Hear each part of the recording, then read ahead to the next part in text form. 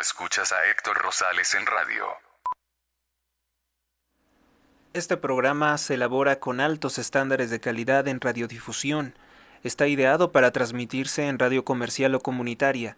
Si desea realizar una retransmisión del programa, póngase en contacto conmigo a través de mis redes sociales para llegar a un acuerdo. Gracias por escuchar mi programa. Continuamos con el capítulo número 7 del Evangelio según San Mateo, que en su primera parte nos habla sobre no juzgar. No juzguéis para que no seáis juzgados, porque el juicio que vosotros hacéis se aplicará a vosotros, y la medida que usáis se usará para vosotros. Pregunta: ¿por qué ves la pajuela que está en el ojo de tu hermano y no reparas en la viga que está en el tuyo? ¿O cómo puedes decir a tu hermano: déjame quitar la pajuela de tu ojo mientras hay una viga en el tuyo? Hipócrita, quita primero la viga de tu ojo y entonces verás bien para sacar la pajuela del ojo de tu hermano. Esta expresión nos habla de aquellos que quieren ayudar a otros, pero no pueden ayudarse a sí mismos. Mucho es eso. No es que no podamos condenar el pecado, no es que no podamos aceptar, por ejemplo, la denuncia de un buen sacerdote de alguien que está cometiendo un grave pecado.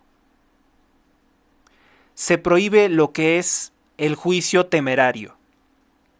Se prohíbe sacar conclusiones sobre la vida de una persona muy severas si no se conoce, por ejemplo, las circunstancias de esa persona. Nunca va a ser justificar el pecado, nunca va a ser justificar una mala conducta. Pero se tiene que tener en observancia no hacer juicios temerarios, no calumniar, no hacer juicios infundados. San Agustín observa al respecto: juzguemos de lo que está de manifiesto, pero dejemos a Dios el juicio sobre las cosas ocultas, porque se pueden presuponer muchas cosas de la acción de alguien, de la conducta de alguien, pero si no nos constan, no podemos hacer juicios temerarios. Lucas capítulo 6 versículo 37, Romanos capítulo 2 versículo 1. Hay en este sentido una distinción fundamental entre el juicio del prójimo, que nos está absolutamente prohibido, y el juicio en materia del espíritu, que nos está no solamente recomendado, sino que se nos exige. Porque hay muchas veces que las personas dicen: esto está bien o esto está mal. No sé. Esa clase de respuestas no son admisibles. Con eres o no católico, tú sabes cuáles son las cosas que son admisibles dentro de nuestra fe y qué cosas no se pueden. Vamos entonces ahora con el versículo número 6. No deis a los perros lo que es santo, y no echéis vuestras perlas ante los puercos, no sea que las pisoteen con sus pies y después, volviéndose a ustedes, los despedacen. ¿A qué se refiere con esta expresión? No se le den las perlas a los puercos.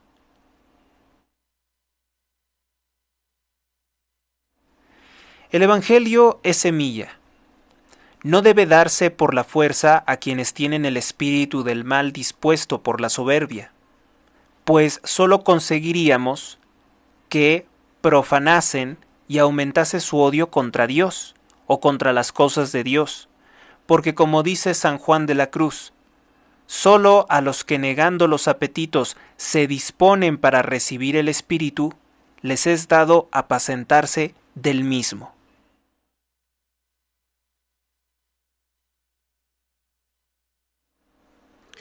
Solo a ellos les es dado apacentarse del mismo, porque tienen la disposición, tienen esa pobreza de espíritu que les facilita escuchar las cosas de Dios. En cambio, hay gente que está totalmente cerrada a las cosas de Dios.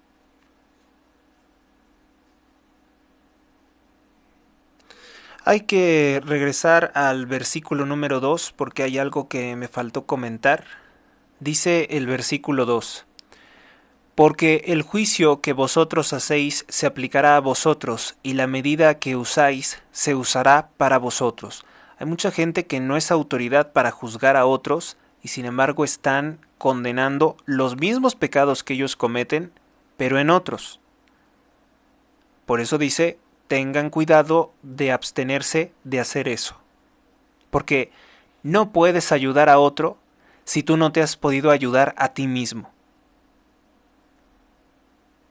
Es una regla del Padre Nuestro también. Importa mucho comprender que Cristo, al pagar por pura misericordia lo que no debía, nuestros pecados, hizo de la misericordia la ley fundamental y la condición indispensable para la salvación, tanto de nosotros como de otros, para poder aprovechar del don gratuito de la redención, que significa esa redención sin la cual todos estaríamos irremisiblemente condenados por la ley al infierno.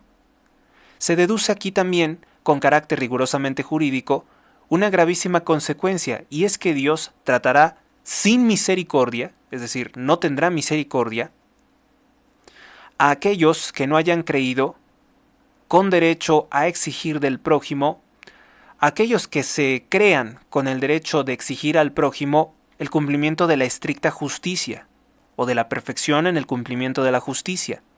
Bastará que el divino juez les aplique la misma ley de justicia o injusticia sin misericordia, para que todos queden condenados al infierno, ya que nadie puede aparecerse justo en presencia de Dios, dice el Salmo número 142, Salmo de David.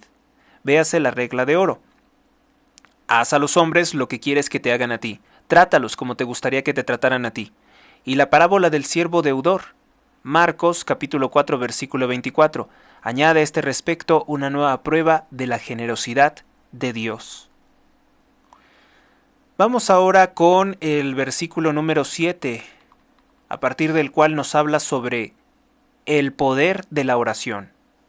En el capítulo anterior, o mejor dicho, en el programa anterior en que estábamos haciendo comentarios sobre el capítulo 4 al 6 del Evangelio según San Mateo, vimos cuáles son las herramientas para resistir la tentación de Satanás, cuáles fueron las armas que utilizó nuestro Señor Jesucristo para evitar ser tentado por él, por las tres concupiscencias: la oración y el ayuno. Esas son nuestras dos grandes herramientas, nuestras dos grandes armas para resistir la tentación de Satanás: la oración y el ayuno. Si lo quieren ustedes, una especie de disciplina de los apetitos del cuerpo se puede considerar el ayuno, que además se ha demostrado que es también saludable. Pedid y se os dará, buscad y encontraréis, golpead y se os abrirá. Solamente se tiene que buscar, se tiene que tener ese deseo. Vamos a hacer una pausa y continuamos. En un momento regresamos.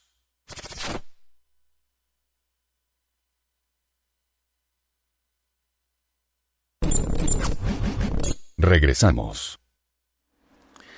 Estábamos en el Evangelio según San Mateo, capítulo 7, y habíamos llegado al versículo 7. Estábamos comentando el versículo 7. Pedid y se os dará, buscad y encontraréis, golpead o tocar y se os abrirá. Porque todo el que pide obtiene, y el que busca encuentra, y al que golpea se le abre.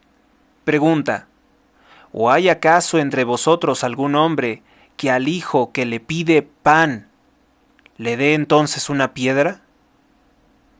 ¿O si le pide un pescado, le dé en vez de un pescado una serpiente? Si pues vosotros que sois malos sabéis dar a vuestros propios hijos cosas buenas, ¿cuánto más vuestro Padre Celestial dará cosas buenas a los que le piden? Así que todo cuanto queréis que los hombres os hagan, hacedlo también vosotros a ellos. Es decir, trata a los demás como te gustaría que te tratara Dios a ti. Esta es la ley y los profetas. Y muchos judíos, por eso denunciaba nuestro Señor Jesucristo, no cumplían con esto. Son las inefables promesas que cumple la oración, que Jesús hace tan reiteradamente y que nosotros miramos a veces con tan poca fe. Vamos ahora con el versículo número 13, a partir del cual nos habla de los dos caminos. Entrad por la puerta estrecha, esa es la puerta del cielo, una puerta muy estrecha, no cualquiera pasa, porque la puerta ancha y espaciosa es el camino que lleva a la perdición y muchos son los que entrarán por ella. Porque angosta es la puerta y estrecho el camino que lleva a la vida, y pocos son los que la encuentran. Nos habla entonces de que el camino del bien es un camino que tiene sus dificultades.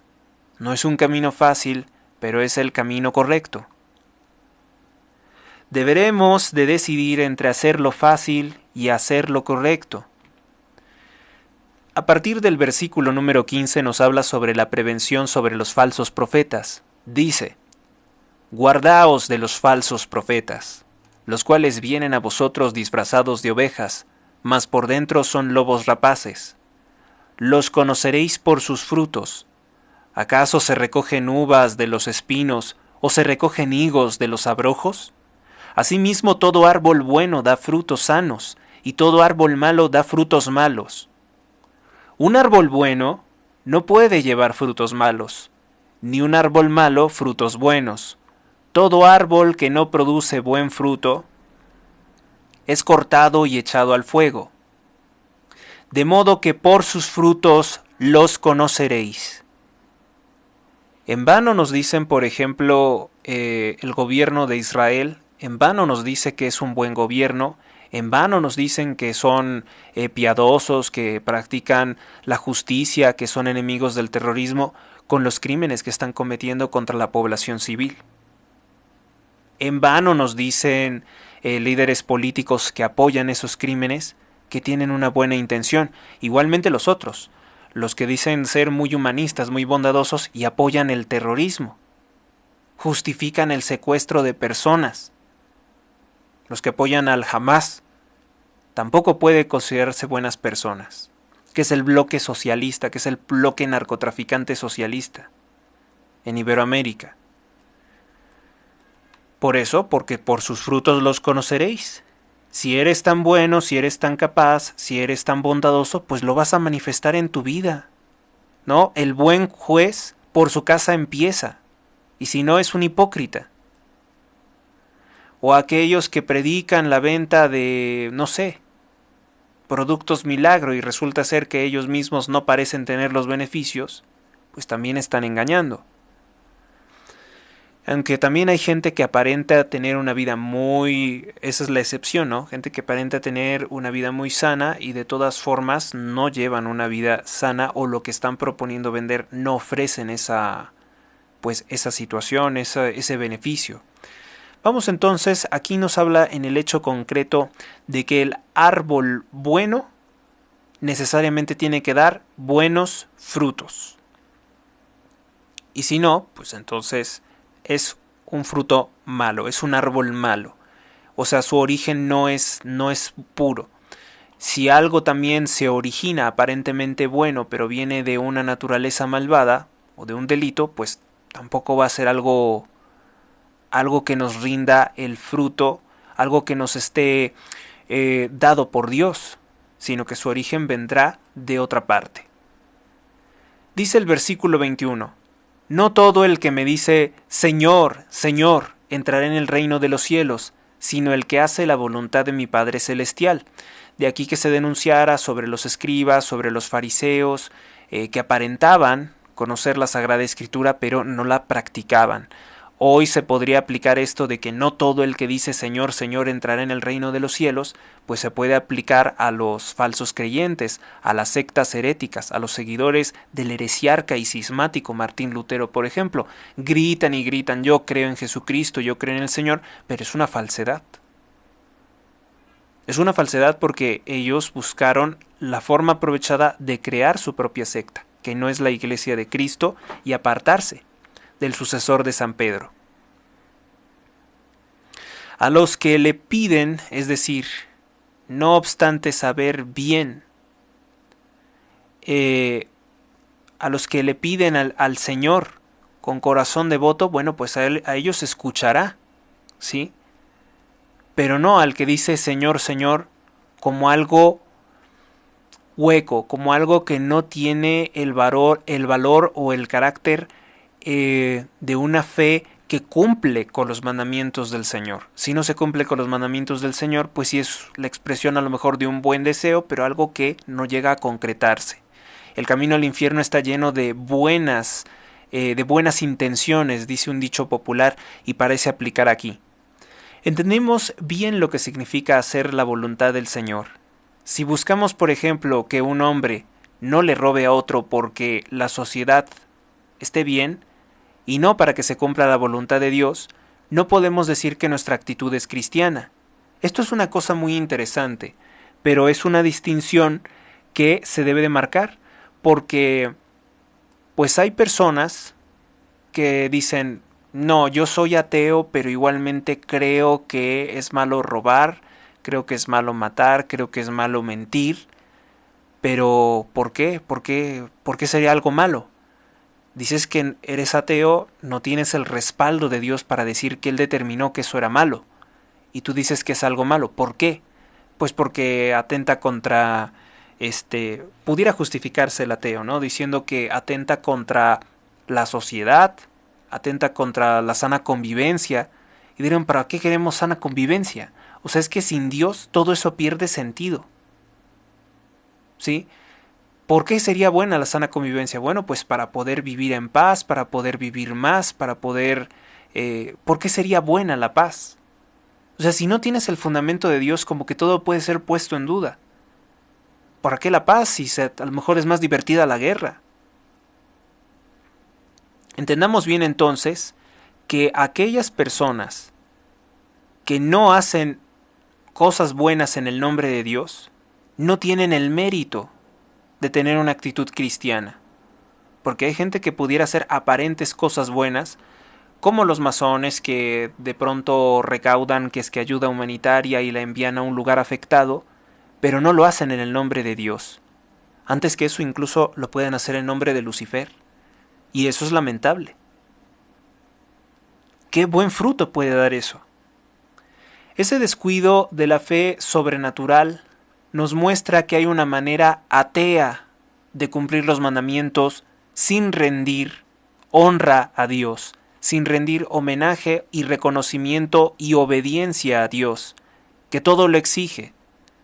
¿Cuántas veces los hombres en el mundo, que se llaman honrados, suelen cumplir uno u otro precepto moral por puras razones humanas? He ahí la maldad del humanismo, que parece bueno, sin darse cuenta de que el primero y mayor de los mandamientos es amarás al Señor tu Dios sobre todas las cosas.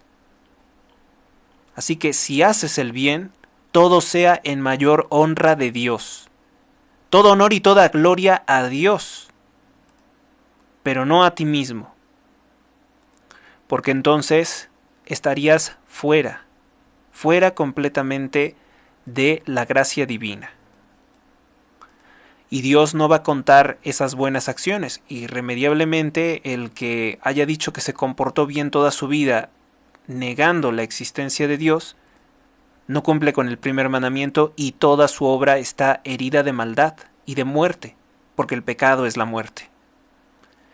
Vamos entonces ahora con el siguiente versículo, 22. Muchos me dirán en aquel día, Señor, Señor, ¿acaso no profetizamos en tu nombre, y en tu nombre lanzamos demonios, y en tu nombre hicimos cantidad de prodigios? Entonces Dios dice, les declararé, jamás os conocí, alejaos de mí, obradores de iniquidad. Alejaos de mí, obradores de iniquidad. Porque no lo hicieron en el nombre del Señor. En aquel día, esta expresión que siempre la escuchamos, en aquel día, siempre tengan presente esto, se refiere al día del juicio final. En aquel día, porque ¿qué día será, no? El día del juicio final. No todo el que dice Señor, Señor, será reconocido por Él. Alejaos de mí, obradores de iniquidad. A partir del versículo número 24, nos habla de la necesidad de poner en práctica el Evangelio. Así pues, todo lo que él oye, dice, todo el que oye estas palabras mías y las pone en práctica, se asemejará a un varón sensato que ha edificado su casa sobre la roca, es decir, sobre buenos cimientos. Las lluvias cayeron, los torrentes vinieron, los vientos soplaron y se arrojaron contra aquella casa, pero ella no cayó, porque estaba fundada sobre la roca. Y todo el que oye estas palabras mías y no las pone en práctica, se asemejará a un varón insensato, es decir, que no tenía sensatez, estaba loco, que ha edificado su casa sobre la arena. Las lluvias cayeron, los torrentes vinieron, los vientos soplaron y se arrojaron contra aquella casa, y cayó, y su ruina fue grande. Vamos a hacer una pausa y continuamos. En un momento regresamos.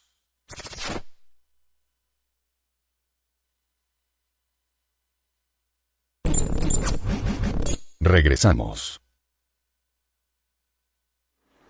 Continuamos con el versículo número 26 y 27 del Evangelio según San Mateo, capítulo 7, que nos habla precisamente del hombre sensato y del hombre insensato. Y para ejemplificar cómo es el hombre sensato, el hombre que no solamente conoce la palabra de Dios, sino que la practica, que es distinto del hombre que aparentemente practica la palabra de Dios pero no conoce el Evangelio, tienen que ser ambas. Esos son los ejemplos anteriores. Se tiene que practicar el Evangelio, se tienen que hacer buenas acciones y se tiene que conocer la palabra de Dios. Bueno, ahí ya mencioné 3. No vale que alguien que es ateo diga que hace buenas acciones y espere el reconocimiento de Dios, porque Dios no le reconocerá nada, así como las aparentes buenas acciones del masón en nombre de Lucifer no le serán reconocidas por Dios. Porque más mal ha hecho con sus otras acciones, e hipócrita dice ayudar. La necesidad de poner en práctica el Evangelio. El hombre sensato construye su casa sobre buenos cimientos, sobre la roca. El hombre insensato construye su casa sobre la arena, y viene la lluvia y se la lleva. Versículo 28. Y sucedió que cuando Jesús hubo acabado este discurso, las multitudes estaban poseídas de admiración por su doctrina, porque les enseñaba como quien tiene autoridad, y vaya que la tiene, y no como los escribas de ellos, porque los escribas les reprochaban muchas de sus conductas, pero los mismos seguidores, los mismos feligreses, podían echarle en cara a los escribas que ellos no cumplían con la palabra de Dios. Entendamos bien entonces el significado de estas palabras. Hombre sensato y prevenido es aquel que guarda la palabra de Dios y que practica su evangelio y que estudia diariamente su palabra, con reconocimiento y con obediencia. En aquel día del juicio, llamado también el día del Señor, el día grande, todas estas terribles advertencias se cumplirán. Para los que se glorian de ser cristianos y no viven en la doctrina de Jesucristo, no habrá salvación. No basta con ser bautizado. El profeta de Dios también habla contra los falsos profetas y contra los malos sacerdotes que abusan del nombre del Señor y que no predican lo que deben de predicar. Fin del capítulo número 7 del Evangelio según San Mateo. Vamos a continuar entonces con el capítulo número 8 del Evangelio según San Mateo, que en su primera parte nos habla sobre el gran taumaturgo. Cuando bajó de la montaña nuestro Señor Jesucristo, le fueron siguiendo grandes muchedumbres. Y he aquí que un leproso se aproximó, se prosternó delante de él, y le dijo: Señor, si tú quieres, puedes limpiarme. Y él, tendiéndole su mano, lo tocó, y le dijo: Quiero, queda limpio. Y al punto fue sanado de su lepra. Dijo entonces Jesús: Mira, no lo digas a nadie, sino ve a mostrarte al sacerdote y presenta la ofrenda prescrita por Moisés, para que le sirva de testimonio. Versículo 5.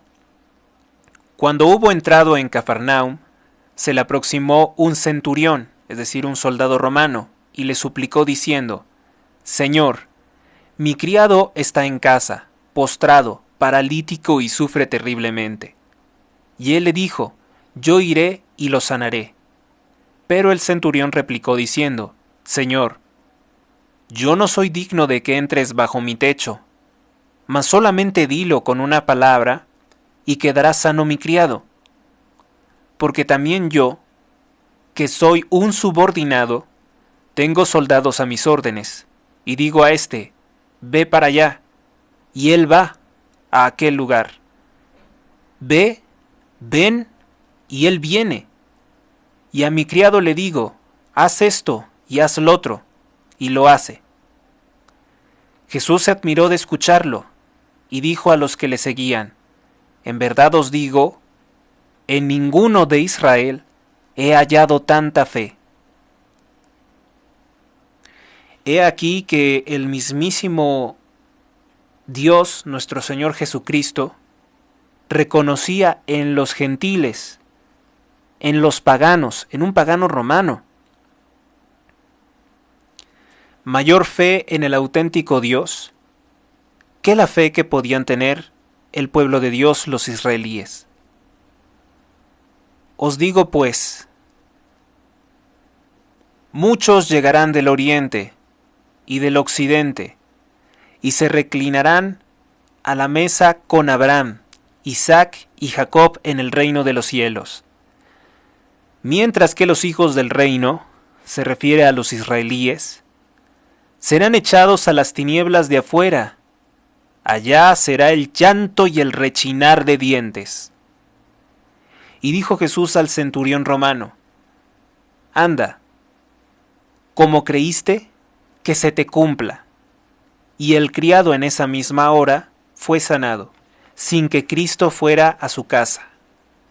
Porque esta fue la expresión: bastará una palabra tuya para que quede sano mi criado. Dios le hizo un milagro a un pagano. No discriminó y dijo que no había tanta fe en el pueblo escogido de Dios como en este centurión romano. Versículo 14. Entró Jesús en la casa de Pedro y vio a la suegra de éste en la cama con fiebre. La tomó de la mano y la fiebre la dejó, y ella se levantó y le sirvió. Caída ya la tarde, le trajeron muchos endemoniados, y expulsó a los espíritus con su palabra, y sanó a todos los enfermos, de modo que se cumplió lo dicho por medio del profeta Isaías: Él quitó nuestras dolencias y llevó sobre sí nuestras flaquezas. Él quitó nuestras dolencias y llevó sobre sí nuestras flaquezas. Versículo 18. Y Jesús, viéndose rodeado de una multitud, mandó pasar a la otra orilla. Entonces un escriba se acercó y le dijo: Maestro, te seguiré a donde quiera que vayas. Jesús le dijo: Las zorras tienen sus guaridas, y las aves del cielo sus nidos, mas el Hijo del Hombre no tiene dónde reclinar la cabeza. Otro de sus discípulos le dijo: Señor, permíteme ir primero a enterrar a mi padre. Respondióle Jesús: Sígueme y deja a los muertos enterrar a sus muertos. ¿Qué quiere decir esta expresión? Que es además otra expresión de rechazo al culto a la muerte. Porque hay muchas personas que tienen pero muy centrado toda su vida en el culto, ya sea al ídolo demoníaco de la muerte, o que tienen centrada su mente en el temor por la muerte, que dice que en realidad deberían de temerle a la segunda muerte, que es el infierno. En primera, nuestro Señor Jesucristo cura a un hombre y le dice que vaya a pagar la ofrenda al templo ante el sacerdote, como lo marca la ley de Moisés, para que le sirva a los sacerdotes del templo de testimonio, para que los sacerdotes reconocieran el milagro hecho por Jesucristo y certificaran legalmente la curación. El centurión del ejército romano manda a 100 soldados, por eso se llama centurión, de 100. Aquí se trata de un militar al servicio de Herodes Antipas, el tetrarca de Galilea, el hijo del asesino de los inocentes, de Herodes el Grande, que después tendrá otro sucesor llamado Herodes Agripa, el fundador de la secta satánica de la masonería, o de la secta luciferina de la masonería. El Hijo del Hombre es el título con que Jesucristo se presenta como el Rey Mesías, o el Mesías Rey, según el profeta Daniel lo había profetizado en el capítulo 7, versículo 13, de su libro, del libro del profeta Daniel. No tiene dónde reclinar la cabeza. Jesús hace aquí ostentación de su pobreza, como todo amigo y como todo esposo que no quiere ser buscado por su fortuna, sino por su atractivo y el afecto preferente hacia su persona antes que lo que posee. Porque quizás algunos pensaban que por estar con él se iban a rodear de riquezas. Pues no, él dice, yo no tengo dónde reclinar la cabeza. Mayor atractivo entonces tenía que tener él mismo, porque era solo él, de ver que aquel por quien y para quien fueron hechas todas las cosas, el Hijo de Dios, creció, por decirlo de una forma, le faltaban, careció de todas ellas, desde el pesebre hasta llegar a la cruz. Incluso despreciando todas esas cosas que son suyas por ser Dios, únicamente por amor nuestro, y mirándonos a nosotros, a cada uno de nosotros, como su único tesoro, como lo que quería tener, como el más preciado de todos los dones que el Padre hizo. Juan capítulo 10, versículo 29.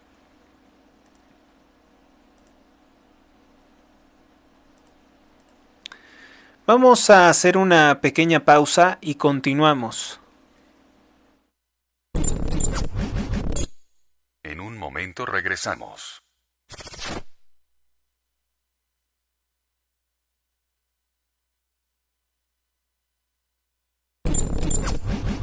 Regresamos. Bueno, pues estábamos comentando los versículos 32 en adelante del capítulo número 8 del Evangelio según San Mateo. Nos habla sobre el seguimiento de Jesús por parte de aquellos que quedaban asombrados por los milagros que realizó. Hay una parte en la que nos habla de una tempestad. Una tempestad. Pero antes quería comentar esto de que los muertos entierren a sus muertos.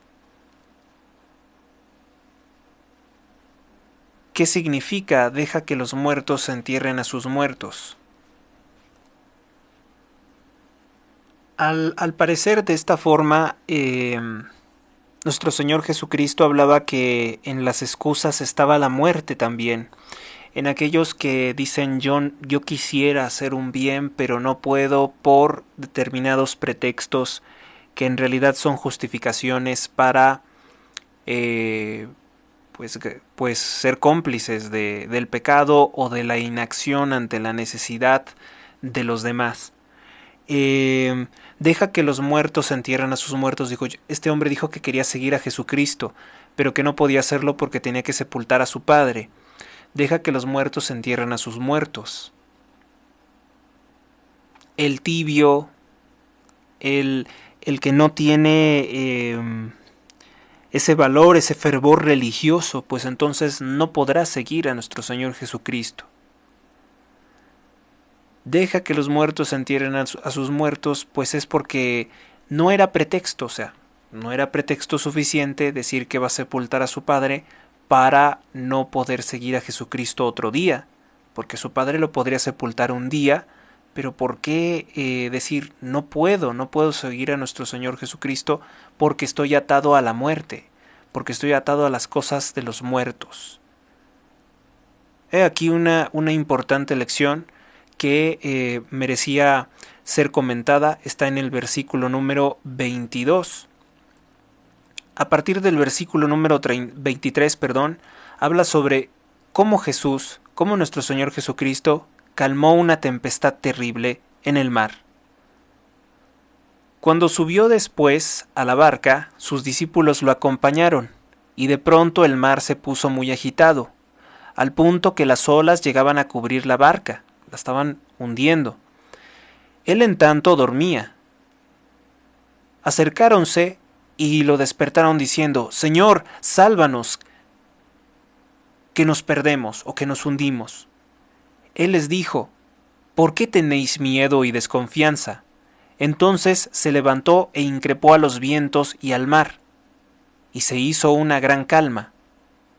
Y los hombres se maravillaron y decían: ¿quién es este que aun los vientos y el mar le obedecen? Es Dios. Ellos ya lo estaban comprobando. Después tenemos el versículo número 28 que nos habla sobre la expulsión de los demonios. Y cuando llegó a la orilla, al país de los llamados Gadarenos, es decir, los habitantes de Gadara, los Gadarenos, vinieron a su encuentro dos endemoniados, dijéramos nosotros, dos posesos, dos hombres poseídos por espíritus malignos, que salían de unos sepulcros y eran en extremo feroces, tanto que nadie podía pasar por aquel camino. Y se pusieron a gritar: ¿qué tenemos que ver contigo, Hijo de Dios? Lo dijeron los demonios lo reconocieron como el Hijo de Dios. ¿Viniste aquí para atormentarnos antes de tiempo? Lejos de ellos pasía una piara de muchos puercos. Había unos cerdos por ahí. Los endemoniados, o mejor dicho, los demonios, le hicieron pues esta súplica a nuestro Señor Jesucristo: si nos echas, envíanos a la piara de puercos. Él les dijo: andad, a lo cual ellos salieron y se fueron a los puercos. Y aquí que la piara entera se lanzó por un precipicio, al mar. Y ahí se ahogaron los puercos, ahí perecieron en las aguas, junto con los demonios. Los porqueros, los que eran los dueños de los puercos, huyeron. Y yendo a la ciudad, refirieron todo esto, y también lo que había sucedido a los endemoniados. Entonces toda la ciudad salió al encuentro de Jesús, y al verlo, le rogaron que se retirase de su territorio. Vean el acto tan ilógico, ¿no? Jesucristo expulsa algo muy malo, expulsa a los demonios de unos hombres. Sí, ciertamente se perdió la vida de los cerdos. Pero, ¿qué acaso la vida de un hombre no vale más que la de un cerdo? ¿Acaso el alma de un hombre aquejada por unos demonios, por espíritus inmundos, no vale más que la vida de unos cerdos? Que se ahogaron los cerdos con los demonios para que ya no pudieran seguir poseyendo a otros. Y estos hombres le piden a Jesús, por haber hecho algo bueno, que se largue, que se vaya. Lo rechazan, le cierran las puertas. Los gadarenos son gente mala entonces. Los gadarenos representan a aquellos que rechazan la luz de Cristo, porque les gusta más la oscuridad. Es decir, llega Cristo, hizo que se fueran los demonios. ¡Ay, qué mal! No, que se vaya Jesús, que regresen los demonios. Era lo que estaban diciendo los gadarenos con sus actos. Ellos estaban encantados con los demonios, o al menos eso parecía al correr a nuestro Señor Jesucristo. Por eso es que los gadarenos representan a aquellos que rechazan la luz de Cristo y prefieren las tinieblas, pidiéndole que se retire de su país, o sea, de sus casas y de sus corazones, porque aman más las tinieblas que la luz. Véase Juan capítulo 3, versículo 19. Fin de explicaciones y comentarios y fin del capítulo número 8 del Evangelio según San Mateo. Pues bien, es así como vamos a cerrar por hoy este programa. Gracias por su atención. Gracias a todos por estar al pendiente de estos programas y continuamos después con el capítulo número 9 del Evangelio según San Mateo. Gracias a Dios, Dios los bendiga a todos hoy, mañana y siempre. Hasta la próxima.